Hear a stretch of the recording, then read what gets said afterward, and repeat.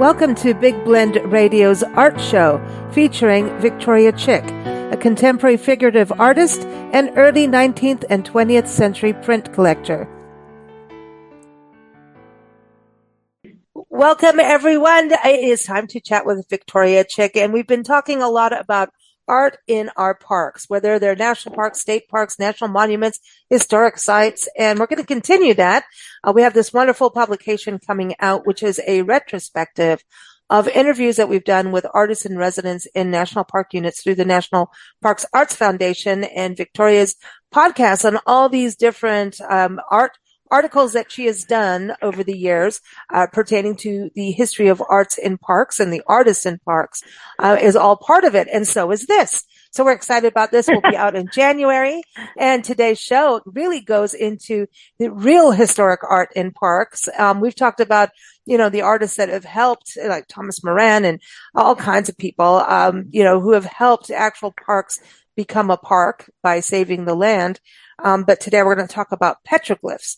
And this is ancient art from the ancient indigenous peoples of our country.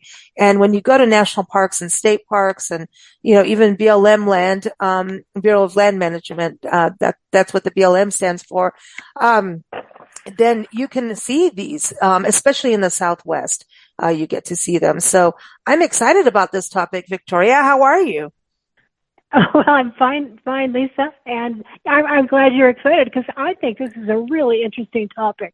And I wasn't aware of petroglyphs except in books until I moved to the Southwest, and have come across these on some of my hikes and on some of my visits to the national monument close by. So let's talk about petroglyphs.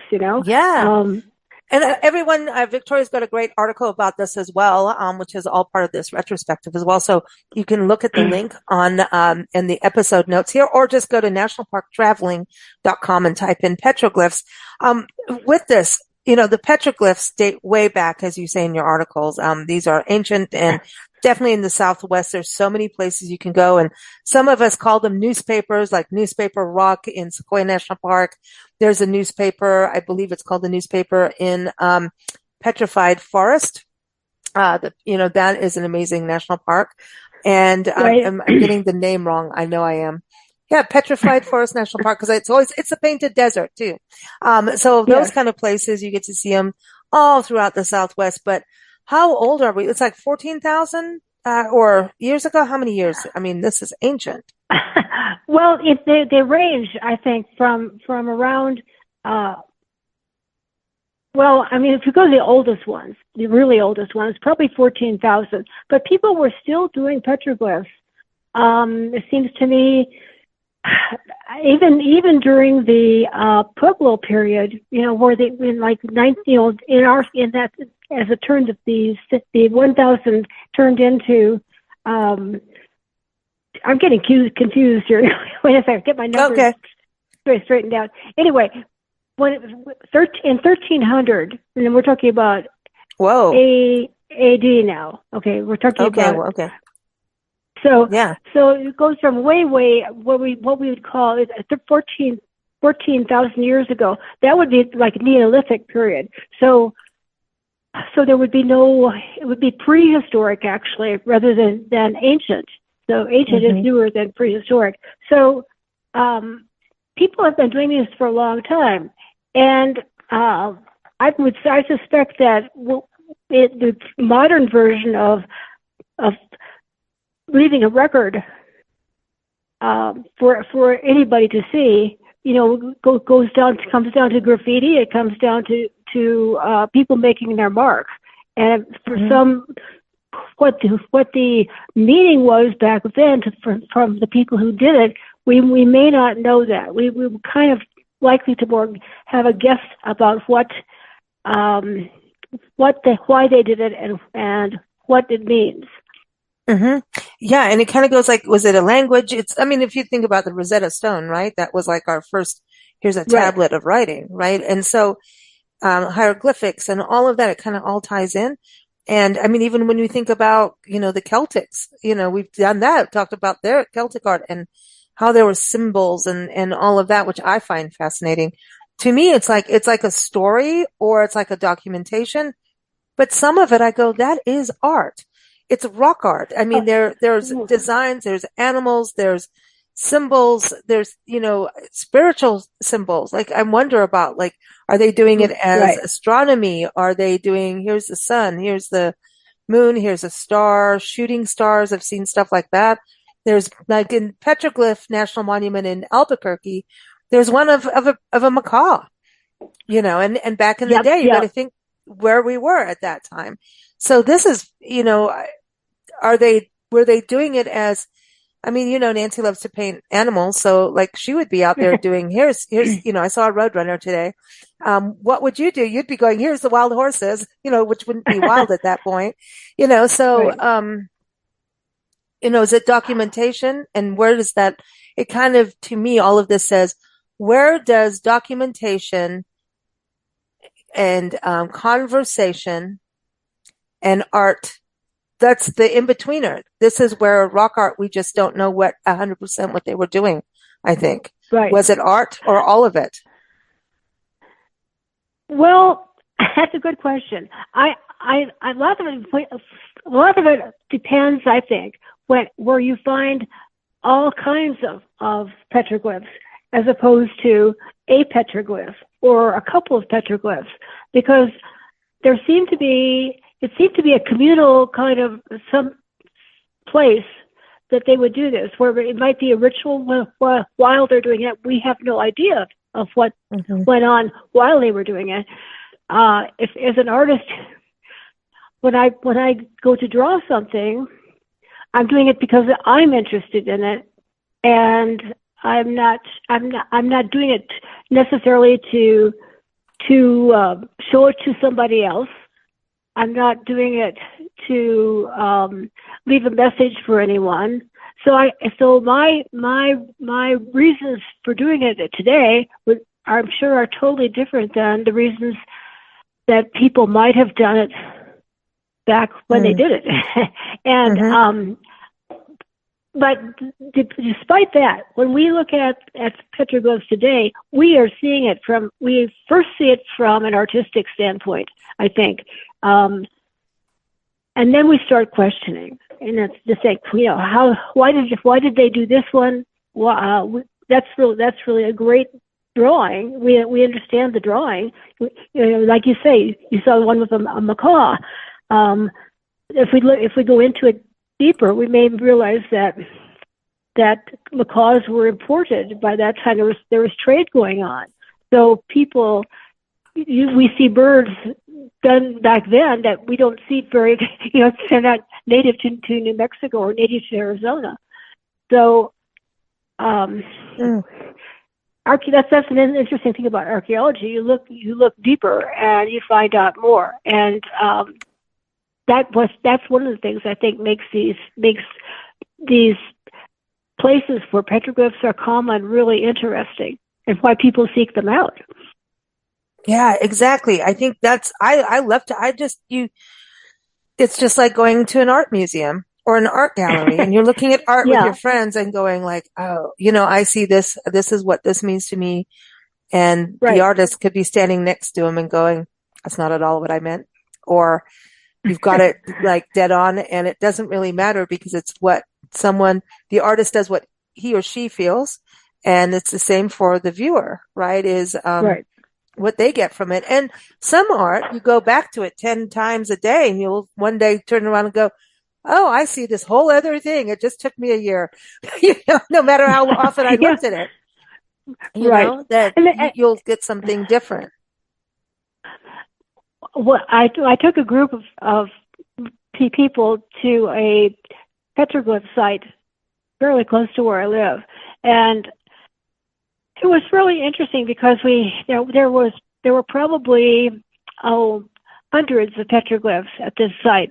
Some of them were very, very well realized. You knew immediately what the figure represented, but some of them were a little bit cruder, and it looked like maybe that a group of people had been there, maybe not all at the same time, but some of them were older people. Some of them were very accomplished and skilled at what they did. So it looked like some of them were done by kids, which I think is cool. To have that kind of difference between the styles.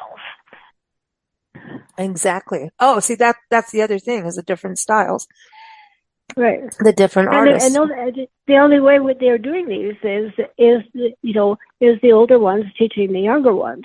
So so maybe that kind of helped repeat through the centuries the types of images that were done. Certainly it would starting young, you would develop, these people would develop skills. The younger would develop, because the older ones were mirroring the older ones. We see that in pottery too, the clay pottery. The elders are teaching the younger ones, but are they like, we talked about pottery last month, which was, it's all the same kind of conversation, right? Because of the symbols and the pottery and the different dyes and the soils. But it's also the same thing with their tools and what, what they had and what kind of rocks were there for them to do it. But do you think the people doing the pottery and the people doing the rock art were like, that's your designated thing within the tribe to do? Oh gosh, I don't know. I mean, I know that these things were done they're going to be done from 1400 BC to like 800 AD. That there's such a tremendous space of time. So I'm sure that there was pottery done at the same time, and I suspect that pottery was so necessary to those cultures that I sort of suspect that almost every woman, anyway, and some kids were involved in that. At the same time, they were involved with rock art. Yeah, exactly. And it could be that somebody just has a penchant for it. Like, hey, this is something I want to do. You're watching your dad or your mom do it, or sister, and you're like, hey, I want to do that too, Because to create, and to create it is so hard. It's so hard on a rock. It's not like, pottery you can start over, which is still hard.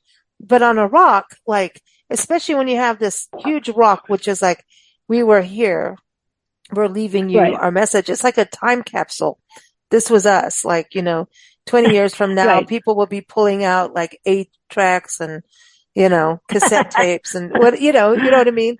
All kinds of Walkmans. I'm in the music mode again. But if, when you think about how things have changed now, how are we going to put digital things in a time capsule? How are they going to plug them in? Because the electronics won't work 20 years from now. It's so interesting how we have this, but they obviously knew, like, this is an area we're going to do this. We're leaving our mark. But if you don't really have room for error, is my point when you do rock art. There's the ones with the circles, like Signal Peak or Signal Hill up in Signal Hill in Saguaro National Park. It's like a perfect circle where they're doing this whole, like a labyrinth kind of circular kind of design. You can't mess up on that. What do you do? Get rid of the rock? Well, you've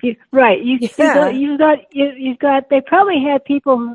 That was we look at that, and I think that we look at it because they looked at it the same way. I think we intuit that was a sacred place to them, and so they probably, because of the sacredness of the place, that their best artists really went there.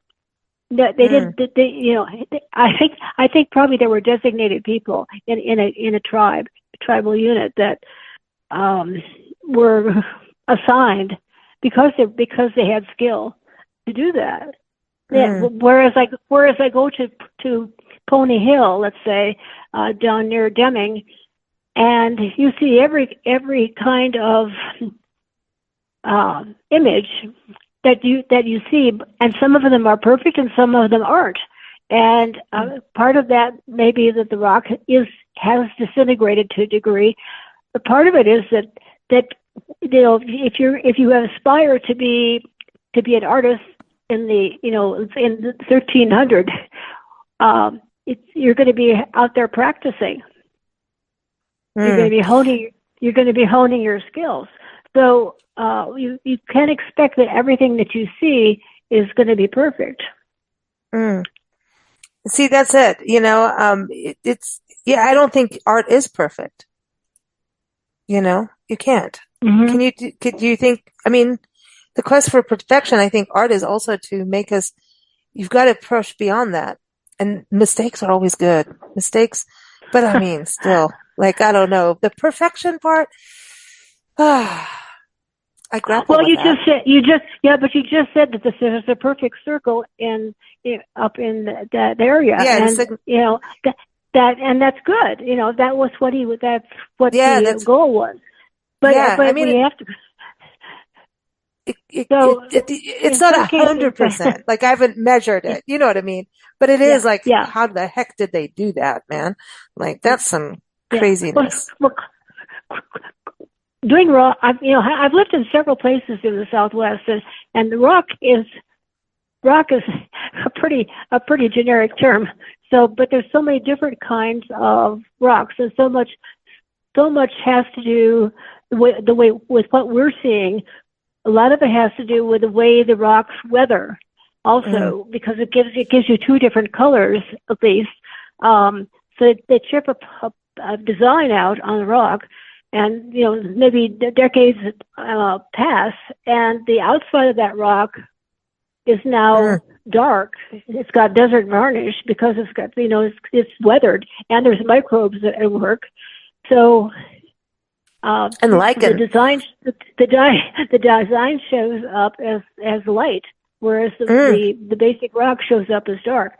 So there's so many elements. But then there is the dark on the light. So in Hospital Rock, up in or maybe that's a pictograph. Now I have to look that up. In Hospital Rock, it's Hospital Rock in Sequoia National Park. It's not Newspaper Rock. It's Hospital Rock, and like you say in your article, they always do it in a kind of a place where it's protected or somewhere way out in the elements. And it's just that this is the only thing you have. In southern Arizona, near Gila Cliff Gila Bend, Gila Cliff Dwellings is in your backyard. But near Gila Bend, there's a petroglyph site out there that painted rocks. I go there every time. And I think it was the Hohokams who did it. And, you go around these big, it's volcanic rock, blackish rock. And there is a chuckwalla that always sits at the top. And I go there just to see him. And he's always at the top. This is my empire of, protected things. And yet it's in the middle of, flat desert. There's some, creosote bushes and stuff, not major trees, right? So that was the only place they were going to be able to do it. And that whole area is so fascinating. There's a Table Mountain out there. It's interesting. And so it's still there, but it's black rock. So when they scratch at it, it's like a scratch board in a way. When you look at how they do it, it comes out a little orangey or white, depending on the time of day you go and what's going on with the sun, but it's kind of creamish, I'd say. But then if you go to Sequoias, it's, when you go in through Sequoia National Park, you go in at the entrance is in Three Rivers, and you start to wind your way up the mountain, which takes about an hour-ish or so, as I remember off my head here. But you drive up, but it's one of the first stops you can do. And I always find that they're always going to find these near some kind of water source, because that's where the dwellings or ceremonial sites will be, because they need water and all of that, right? So you got to think about their lifestyle. And so this, and speaking, going back to the one in southern Arizona, also very close to a water, place, but you've got to think water also changes, right, throughout years. And we're talking such ancient times or long ago times.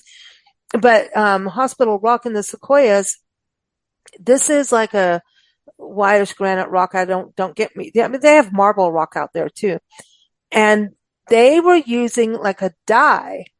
So it's a red, it's chipped in, but it's perfectly preserved. It's this reddish dye for for what they do. And what's interesting is it's almost like the way the rock is, it's almost like it's merged into it, like melted in, because the way the rock is, the rock has streaks in it too, and it kind of goes with it's like they knew what they were doing art wise. I'm serious. It looks like they planned it.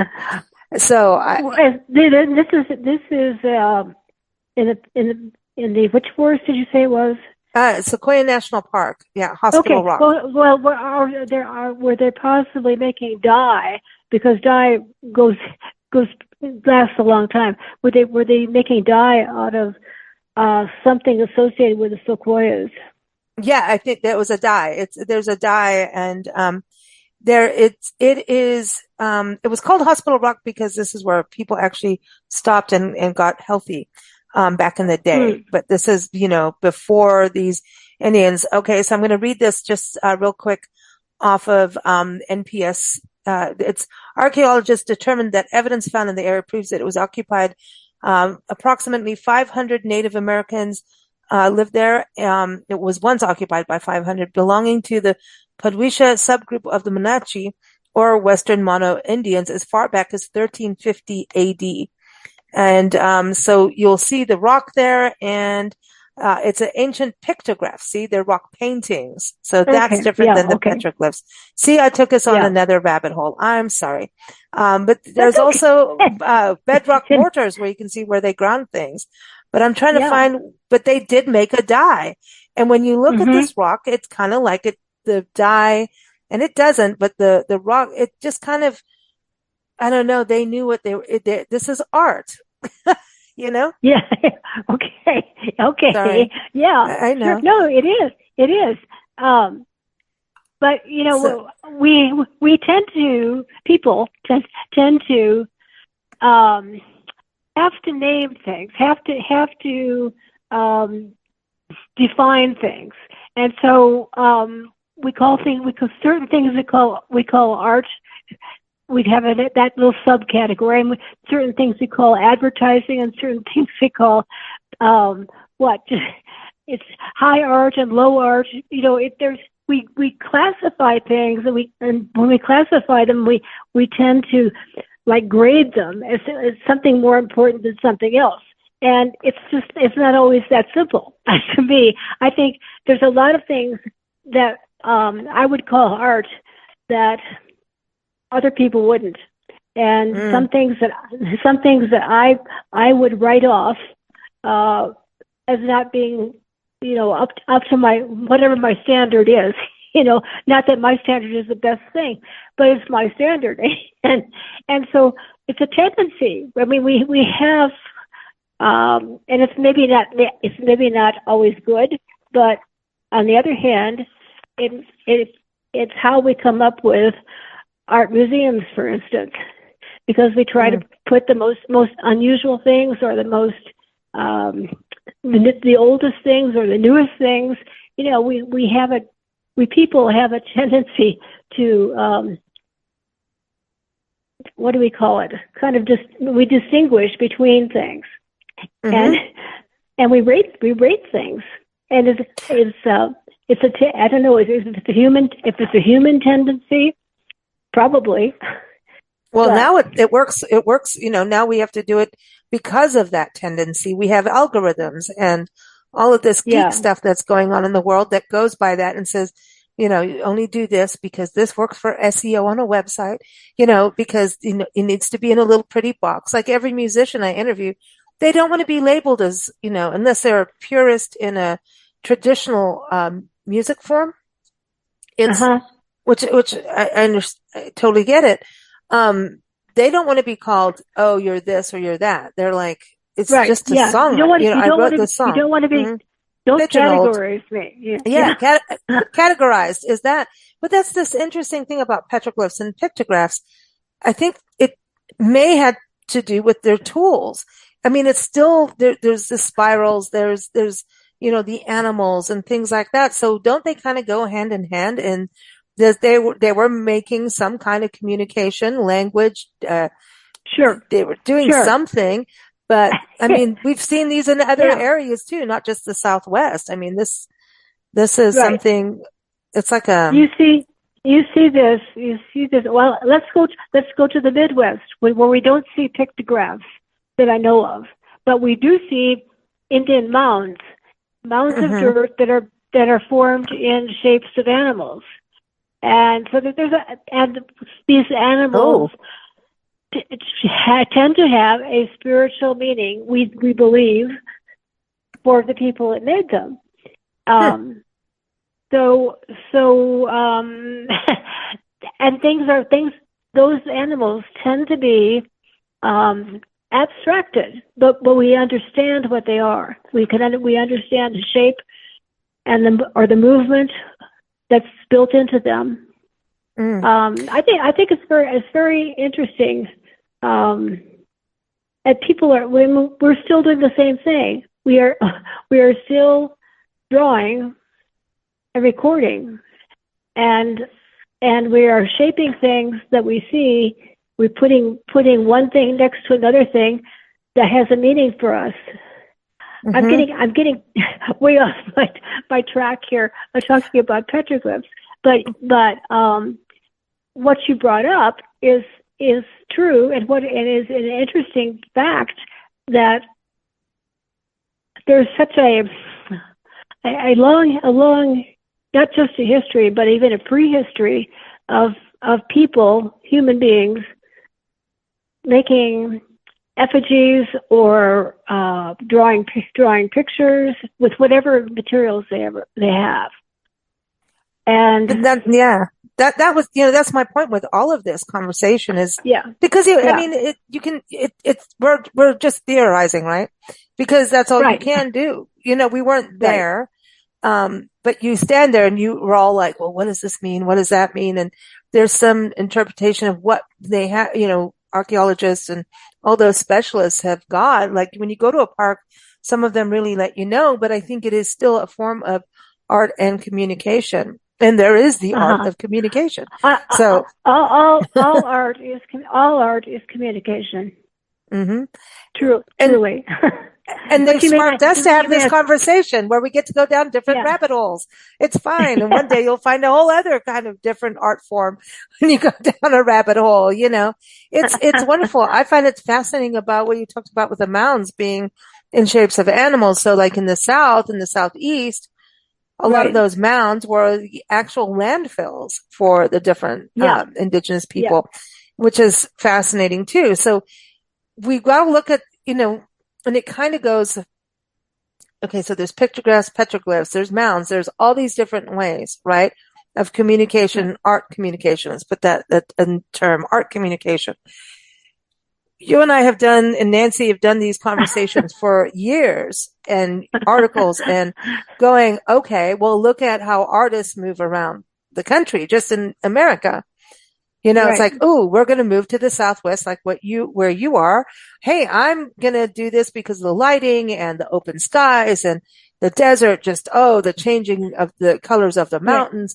So, and so suddenly their painting may change because of that. You're interested, you're absolutely right. And let's think of an example here of this. Think of Georgia O'Keeffe. She was a country girl, but she did move to New York, and during the time she lived there, she was doing New York scenes, and it wasn't skyscrapers. I didn't know that about her. Everybody just says flowers. No, but everybody knows her work from when she moved to the Southwest and moved to New Mexico. So. And her whole way of working changed. Her color palette changed. The things the shapes changed. They were hard edged and angular in New York, and now they're soft and more landscapey like. Hills and rounded forms. So yes, I mean that's just one example of an artist who changed during the time that we've been living. So this thing of moving from place to place, and of course the Indians didn't move maybe that far, but they did change. They did move, and they're generationally too. Yeah. Oh yes, you're right. generationally they'll move. Like I know there's huge, when I went to that Arizona History Museum in Tucson and we got to see all the pottery, which I mean, we haven't never stopped talking about that experience, but they had this just amazing map of the migration patterns between Canada and America, like, here, United States and Mexico. Yes. And oh, yes, of course. And of course, you're looking at this, that shows there's trading routes. There's, also it comes into, Spaniards and, there's all kinds of, change that they went through. I mean, this was such a long time, but it's the same as what happened in the Nordic countries, with England and all of that. And, the Saxons had it, and then the Norwegians and the Vikings took control. Like, I mean, when you look at all of that history, it's quite fascinating how the migration of people happen. And it always has to do with water. James Michener always says, you're going to write a historical novel, it's always going to start with the water because that's the source of where the people stayed, and he's very right about that. And so, that's why I find, just where we're going around and, I don't know anything, but I keep going, hey, every time we're there at a pictograph or a petroglyph, I think they're choosing their tools according to where they are, but they know their designs and their art. That's my thing. And they're going, oh, we can make a die. Oh, no, this rock is malleable, so I think they are changing according to where they are. Just like, if you're traveling, like Nancy doing her art tour in South Africa, she was on the road and painting in front of people and getting commissions out. She had to go from oil to acrylic to adapt to her circumstance. So that's kind of the same thing, I think, with them. But generationally, maybe they're passing down the patterns and the images and the technique. Yes. Yeah, I'm sure that happened, and I'm sure that it continues to happen. And you mentioned Nancy, and that's very true. That's a good example of a human reaction to the situation. And the Indians, as they moved, sometimes they moved because of climate issues, like water. Sometimes they were forced to move.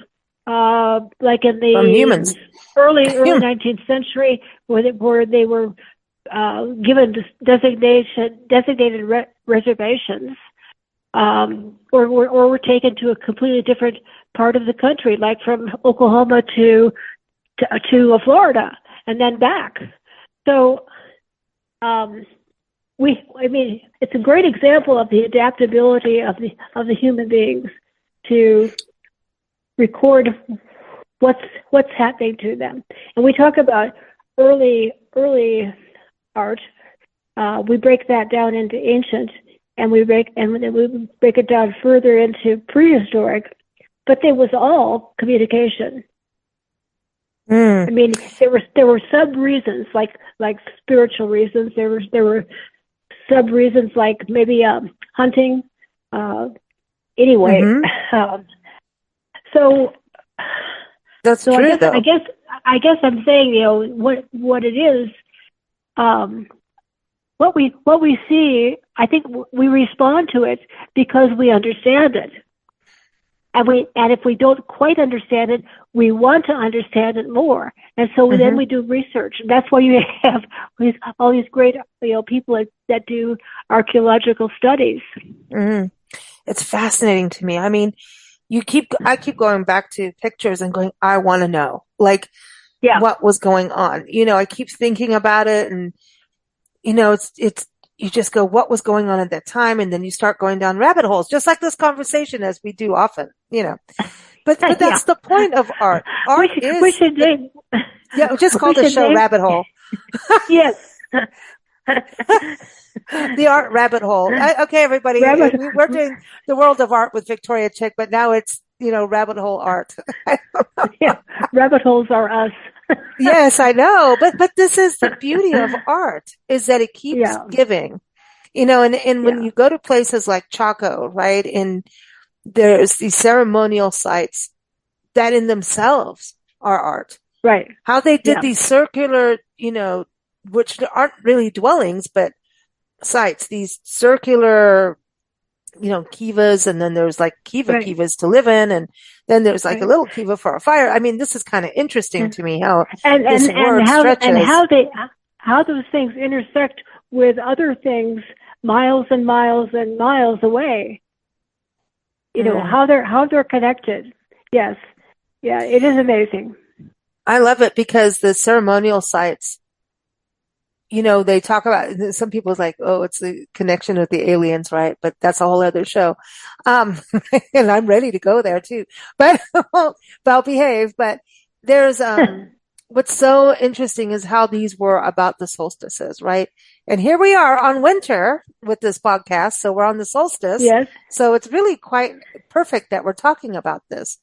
Yeah, because it is. So many pictographs, petroglyphs, all of it, just even how they designed Chaco was how to be part of the solstice and they have an observatory out there. It's a dark sky national monument it's a national monument and historical. Now I got to get it. Chaco Culture National Historical Park. There you go. It was designed about the celestial seasons, really. And it was a ceremonial site. And so there's art there too. I'm going to call it art, petroglyphs, pictographs, all of that. And when you look at all of these designs, there's always something to do with the sky. And, the sky is part of what tells the seasons. And so I don't know. I want to get into because they did grow things like maize and things like that. So I always wonder okay, you're doing this over here. Because it's not like a painting, you can't tell what season it is, but you can kind of, because did you do this at this point? Maybe you did it in the winter when you're all bundled up and eating, different kinds of, you're eating your maize, reflecting on summer because you're not out there growing and the vegetation gets thin. They do harvest and hoard too. Not too much, but they did. And so I'm wondering, when did you do that piece of maize or, you know what I mean? Those kinds of drawings or art.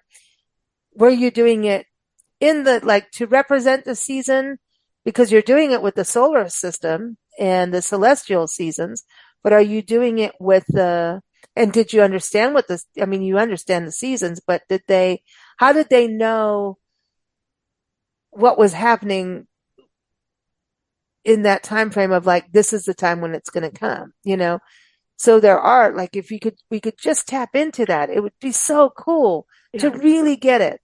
When did they do it? Artists sign the painting and put a year or whatever on there, right? Here's my signature in the year that I painted it. So we have that in history, but this part is hard with this. There's one of the things that we want to teach.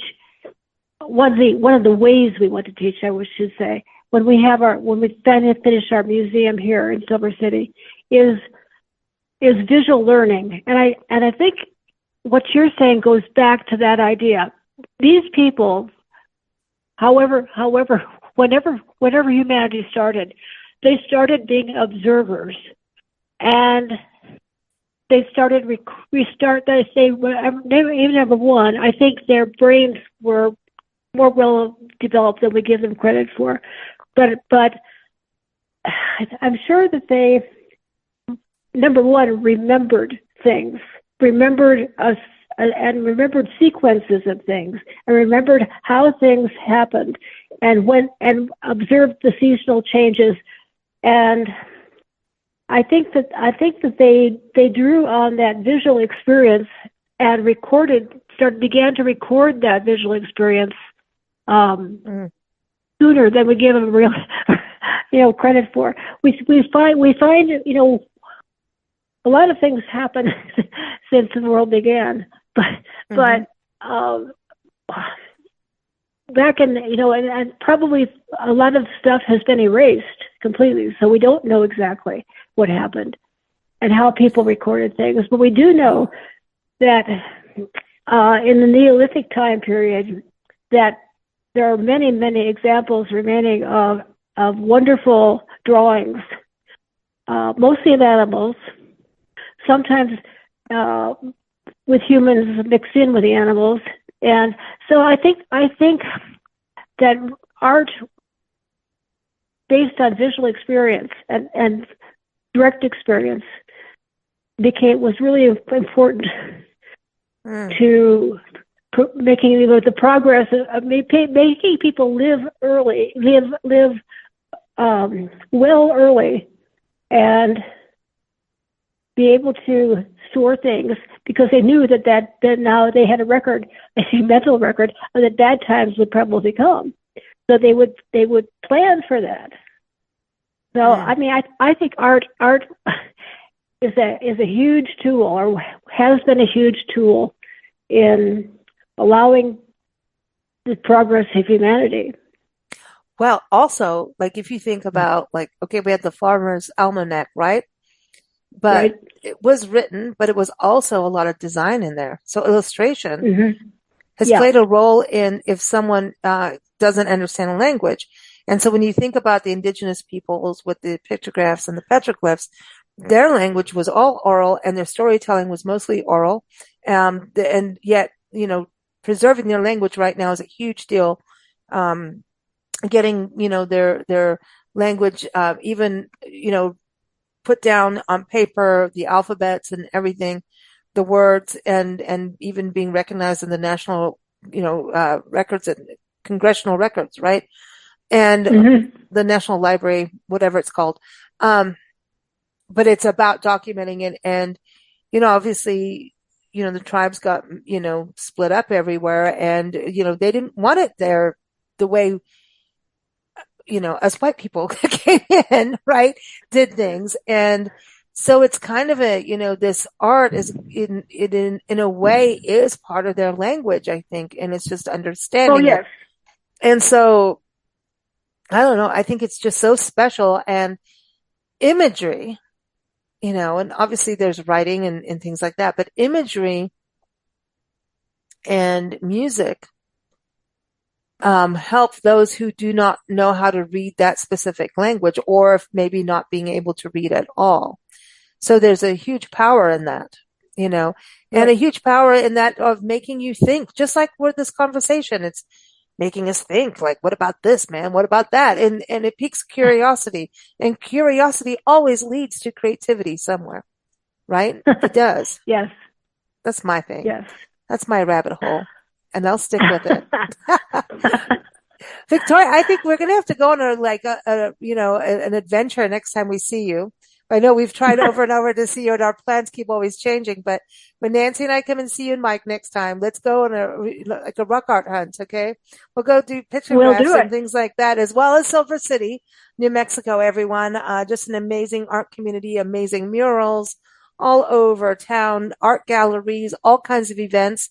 And Victoria's talking about the museum. This is an amazing project that she and a group of amazing people have got together and dedicated to raising funds to purchase a building, create a fine art museum in Silver City, New Mexico, that really helps the whole Southwest region of New Mexico. And we're going to talk more about the importance of museums to a community, and we're going to use, what they're doing as an example for our next conversation next January. I don't know how many rabbit holes we'll get on this because it's pretty serious stuff, but it's really fascinating. I love our chats, Victoria. We always have a good time, and we always get to go off topic a little bit, but that's what art does, because art is not always within the lines. So there. It's almost never within the lines. No, why should it be? Yeah, if you want that, go get a coloring book. And when you get the coloring book, take your crayons and take out the lines and see what happens. Yeah, right? So thank you so much. Listen, happy holidays, happy Christmas to you and Mike, and we'll talk to you real soon. And you guys have happy travels. No, thank you. Everyone, again, Victoria's article link is in the episode notes, or just go to nationalparktraveling.com, type in petroglyphs, but we're also talking about pictographs, so, whatever. But anyway, just type in petroglyphs. It's there, and it's a great article, and she's got many more on there as well. I'm going to also include a link to her other articles about art in parks, which we also talk about other kind, like the pottery and everything from last month. So check that all out. Thanks, Victoria. You take care. Okay. See you next time.